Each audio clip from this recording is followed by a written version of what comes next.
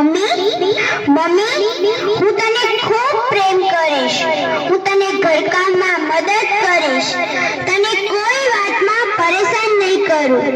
Mummy હું તારું પ્રતિબિંબ બનીને રહીશ. મમ્મી તું કંઈક તો બોલ, તું આમ ચૂપ કેમ છે? પપ્પા હું ભાઈની જેમ કોઈ જીદ નહીં કરું, હું તમને કોઈ વધારાનો ખર્ચ નહીં કરાવું, સરકારી નિશાળમાં ભણીશ, હું જાતે જ મહેનત કરીશ, મારે કોઈ ટ્યુશન કે વધુ સગવડની જરૂર નથી. તમે ચિંતા ન કરતા, હું તમને કોઈ જ ટેન્શન નહીં આપું.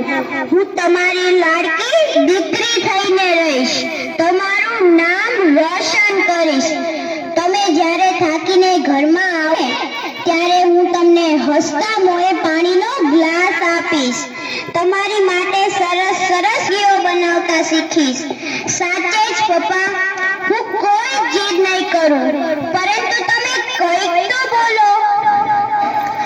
દાદીમા મને ખબર છે તમારે દીકરો જોઈતો હતો, કુલદીપક, પરંતુ હું તમારા કુળનું નામ રોશન કરીશ.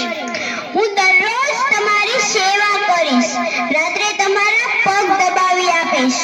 દાદીમા હું તમારો ખૂબ જ ખ્યાલ રાખીશ. બા તમે પણ એક સ્ત્રી છો, મારી મમ્મી પણ એક સ્ત્રી છે, તો પછી મારી સાથે એવો ભેદભાવ કેમ? કેમ તમે લોકો કંઈ બોલતા નથી? દાદાજી તમે તો આ ઘરના વડીલ છો, તમે તો કંઈક બોલો, તમે તો આ બધાને સમજાવો. તમે જે ભગવાનના મંદિરે દરરોજ જાઓ છો ને, તે ભગવાને બનાવેલ આ સુંદર મારે જોવી છે. મારે પણ મારી માના ખોળામાં આવવું છે, પપ્પાની આંગળી પકડીને ચાલતા શીખવું છે, તેમની કમર પર બેસીને ઘોડો ઘોડો રમવું છે, બા પાસેથી સરસ વાર્તાઓ સાંભળતા સૂવું છે, આ સરસ મજાની દુનિયાને જોવી છે, પૃથ્વી પર પાપા પગલે ચાલવું છે, પક્ષીઓના મીઠા ગીતો સાંભળવા છે. મારે પણ